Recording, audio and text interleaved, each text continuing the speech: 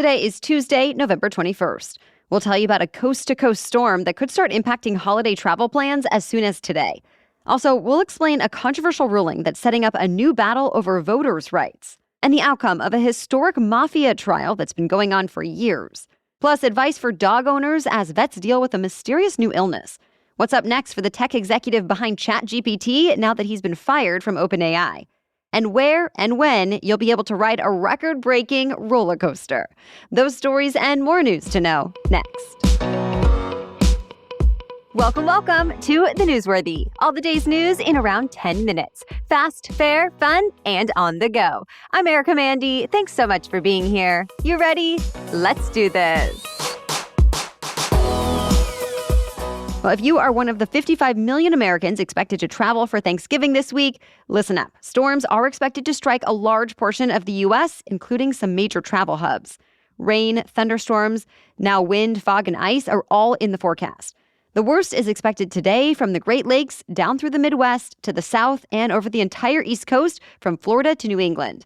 Up north, temperatures could be cold enough to support more of a wintry storm. Elsewhere, heavy rain will be the biggest issue. And in parts of the South, the storms could become severe with the risk of tornadoes. Already last night, there were reports of strong wind, hail, and tornadoes from Louisiana to Mississippi. Tomorrow, inclement weather is not expected to be quite so widespread. It will mostly be in the Northeast. And then on Thanksgiving Day, this Thursday, most of the country should be clear. A landmark civil rights law is now facing one of its biggest challenges yet, one that the Supreme Court may soon have to figure out.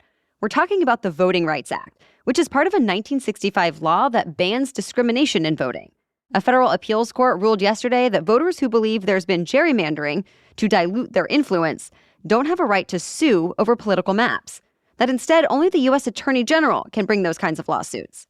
Specifically in this case, the appeals court said the NAACP and another organization could not challenge a district map in Arkansas that was redrawn after the 2020 census. That decision goes against decades of previous rulings and could shape future ones, too. It was supported by several Republican attorneys general who say the old way of doing things meant the states have been having to defend themselves at heavy costs, often in drawn-out legal battles that can span several years. But on the other side, voting rights advocates call the ruling a travesty for democracy. They're calling on the Supreme Court and Congress to weigh in. Either way, it already applies in 7 Midwestern states covered by the court, and it could end up getting adopted by other courts, too. So, to be continued. Some of President Biden's top advisors are overseas, working to contain some of the world's most pressing conflicts. First, a senior energy advisor arrived in Israel yesterday. There, he's talking with Israeli officials about preventing its war in Gaza from expanding into an all-out regional war. He specifically focused on Lebanon, since there has been fighting between Israeli soldiers and Iranian-backed militants in Lebanon ever since Israel first started invading Gaza in response to a Hamas terror attack. Reports say some members of the Biden administration worry Israel is actually trying to provoke militants out of Lebanon, something that could draw the U.S. and other countries even further into the conflict. But Israel says that is not true, that it's just defending itself. It has evacuated tens of thousands of people in recent weeks from Israeli villages and towns close to the Lebanese border. Separately, the U.S. Defense Secretary arrived in Ukraine yesterday. There, Secretary Lloyd Austin promised the U.S. would keep supporting Ukraine at a time when its war against Russia has stalled. It also comes at a time when some Republicans, including former President Trump, have called for the end of American aid to Ukraine. Still, Austin says the U.S. is in it for the long haul. Later this week, he'll hold a meeting with other defense ministers to coordinate the next round of military assistance. Italy's largest mafia trial in decades ended this week with hundreds of convictions. Former law enforcement officials, politicians, businessmen, and others were found guilty of offenses related to organized crime. They were all affiliated with Italy's notorious 'Ndrangheta mob. It's considered one of the most powerful criminal enterprises existing today, with thousands of members and affiliates around the world, including here in the U.S. The trial took 3 years, and during that time, the 3 judges were living under police protection. The whole trial was held in a bunker made specifically for this. More than 400 lawyers represented the defendants, and about 900 witnesses gave thousands of hours of testimony, including dozens of former mobsters. Now, experts say this deals a pretty crucial blow to a dangerous multi-billion-dollar organization with a huge role in the global drug trade. It turns out a lot of the carbon emissions being produced every year can be traced back to the world's richest population. Oxfam has a new report out that says the 77 million people who make up the wealthiest 1% pollute more than the 5 billion people who represent the poorest 2/3. The report puts it a few other ways, too, like that pollution from the richest 1% goes beyond pollution by all car and road transport around the world, that it's enough to cancel out the work of nearly 1 million wind turbines. And one climate justice policy advisor at Oxfam says it would take someone in the bottom 99% about 1,500 years to produce as much carbon as the richest billionaires do in a year. So in its report, Oxfam called on governments to start taxing the richest corporations and billionaires and use that money to invest in renewable energy. In recent years, others have floated the idea of taxing high carbon emissions purchases like private jets and yachts. But more taxes are always a tough sell in a lot of the world. Critics say they end up hurting the working class too through things like job cuts and would not make enough of a difference in pollution anyway. All these ideas are expected to come up a lot more, though, very soon at the big United Nations Climate Summit later this month.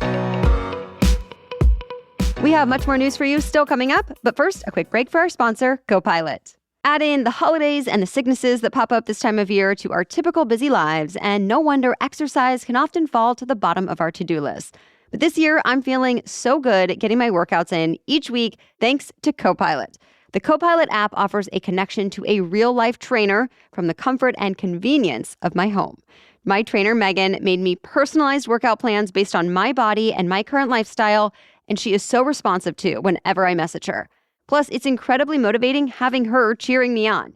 It adds in an accountability piece that I've now realized makes such a difference.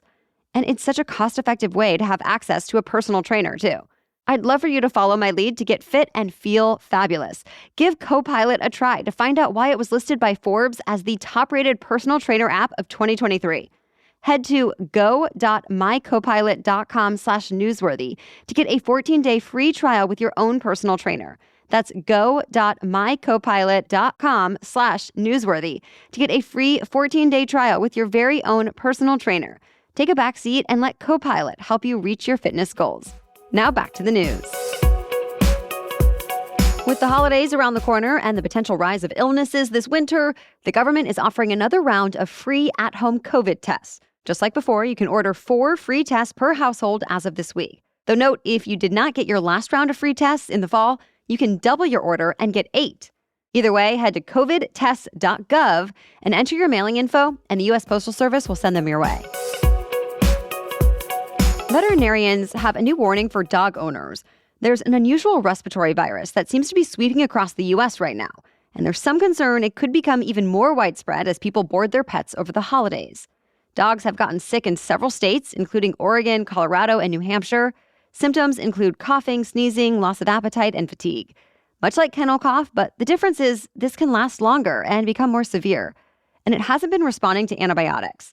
Vets have been told to report cases so they can be studied. And labs across the country have been sharing their findings so they can figure out exactly what's causing this. But in the meantime, vets do say it's important to make sure your animals are up to date on all vaccines and are eating healthy food. And if it's possible and you're worried about it, avoid too much contact with other dogs for a bit. Meaning maybe skip the dog park, and if your dog is showing any symptoms, do not take them to a boarding facility or doggy daycare. In just a matter of days, OpenAI has gone from being one of the fastest growing startups on the planet to a company in open rebellion. You'll remember the company's board fired OpenAI CEO and co-founder Sam Altman. Well, now more than 500 of OpenAI's roughly 770 workers are threatening to quit unless Altman is reinstated, along with a fellow OpenAI co-founder, Greg Brockman, who quit in protest. The hundreds of employees are also demanding the entire 4-person board behind Altman's firing resign. In a letter posted online yesterday, they wrote in part, quote, "We are unable to work for or with people that lack competence." Among those who signed included OpenAI's chief technology officer, who was briefly tapped as interim CEO, as well as a board member who says he now regrets having a hand in Altman's firing. That board member posted on social media, quote, "I will do everything I can to reunite the company." But at this point, Altman and Brockman seem to be moving on.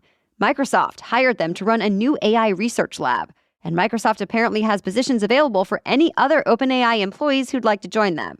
Though the company also says it's still committed to its partnership with OpenAI. To take Altman's place, OpenAI appointed the former CEO of Amazon streaming platform Twitch, making him the 3rd CEO in 3 days now. On his first day on the job, the new CEO said he would hire an independent investigator to look into Altman's firing and write a report within the month. So stay tuned. Roller coaster fans will soon be able to get a thrill unlike any other. A theme park in Saudi Arabia unveiled a new ride that's expected to be the tallest, longest, and fastest in the world. It's called Falcon's Flight, and it's coming to the Six Flags that's under development near the Saudi Arabian capital right now. The ride's manufacturer says it's going to be 650 feet high with multiple skyscrapers worth of drops. Plus, it will have speeds of 155 miles an hour over the course of about 2.5 miles. One of its major drops is designed to make it feel like you're taking a plunge off the side of a cliff. People will be able to catch their first ride on the roller coaster when the park opens next year. That's it for the main news today, so now it's time for Trivia Tuesday, when we ask a different trivia question every week. But first, thanks to our sponsor, AG1. I had heard about AG1 on other podcasts before, so I was intrigued.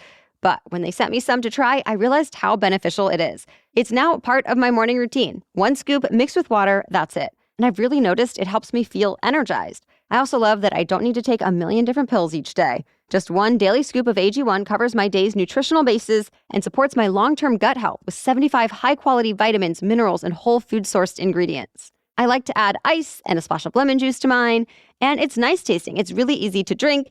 I actually love that it makes hydrating first thing in the morning so much easier.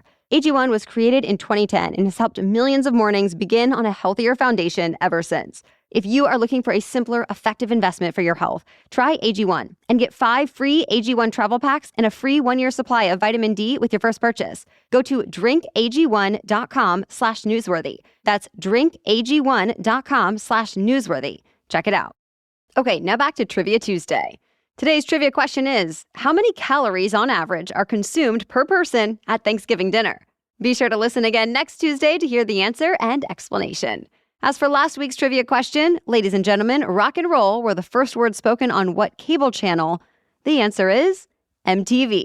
Not a lot of people actually saw it, since this was long before MTV became a cultural phenomenon. The words were spoken by a Warner Cable executive on August 1st, 1981 at 12:01 a.m. In MTV's early days, the programming was just basic music videos introduced by VJs. And fittingly, the very first music video MTV ever played was for the song Video Killed the Radio Star by the Buggles. Then came hits from Pat Benatar, Rod Stewart, The Who, and so on. NPR actually put together a YouTube playlist with the first 100 music videos that aired on MTV. If you want to check that out, just click the link in our episode notes. All right, thank you so much for listening today. We'll be back with another news roundup tomorrow. Until then, have a great day.